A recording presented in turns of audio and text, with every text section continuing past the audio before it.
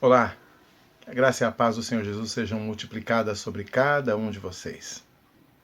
Meus irmãos, em seu relato da paixão de Jesus, o evangelista Marcos registra que, um pouco antes da crucificação, deram ao Senhor Jesus Cristo, ou ofereceram a ele, uma mistura de vinho e mirra, que servia como um tipo de analgésico na época, dado para aqueles que iam passar pelo sofrimento da crucificação.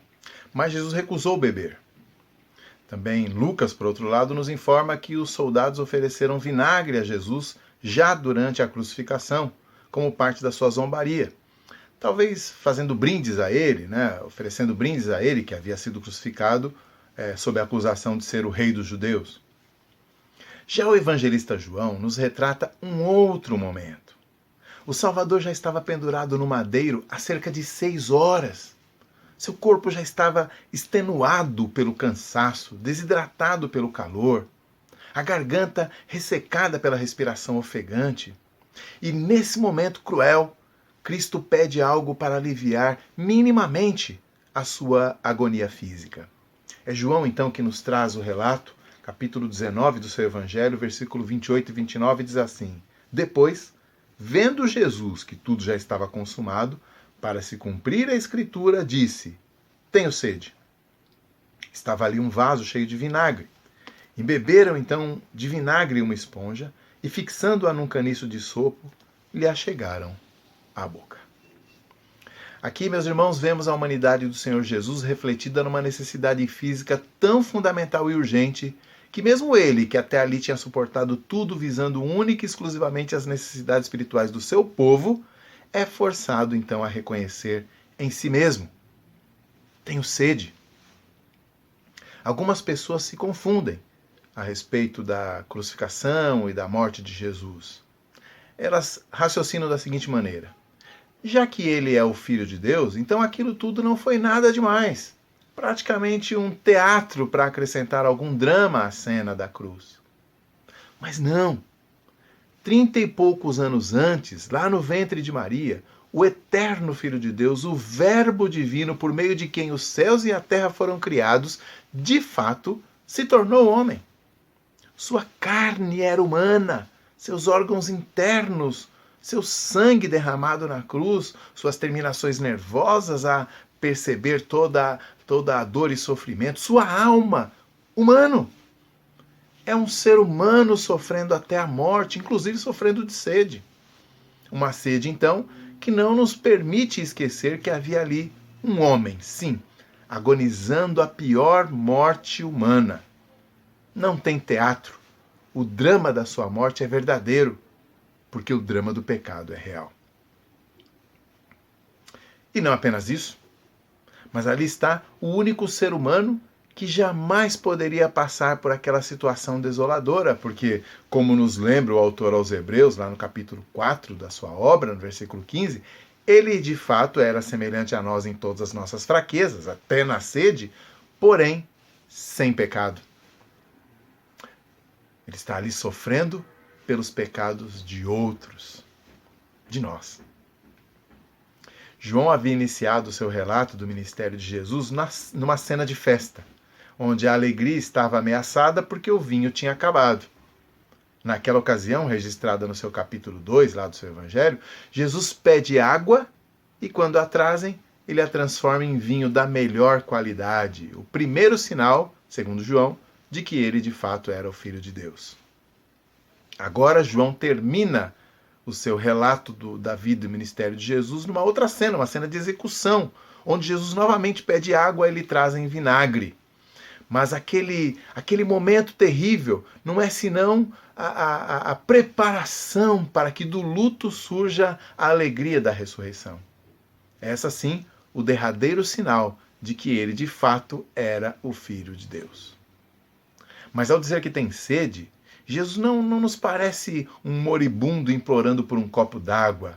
João diz que ele olha, percebe que tudo já tinha sido consumado, ou seja, que a sua missão de salvação havia se cumprido, que a missão que o Pai havia lhe dado estava terminada, e ele então parece muito mais um rei vitorioso em plena campanha contra os seus inimigos, ou melhor, contra os inimigos do seu povo, e que, como aquele rei do Salmo 110, um salmo messiânico, passa por uma torrente, bebe e segue de cabeça erguida. É assim que nós percebemos Jesus. Ele está suportando toda aquela agonia, da qual a sede era apenas a evidência mais imediata e mais fácil de solucionar. E ele então vai sofrendo, mas vai caminhando rumo não à derrota, mas rumo à vitória sobre o pecado e a morte. É assim que João percebe que naquele pedido, naquele último pedido do Mestre, ocorre então o cumprimento profético de um salmo, o Salmo 69, porque dão para Jesus vinagre a beber. E assim se cumpre literalmente a figura que o salmista usa naquele salmo para falar do tratamento cruel e zombeteiro que estava recebendo dos seus inimigos.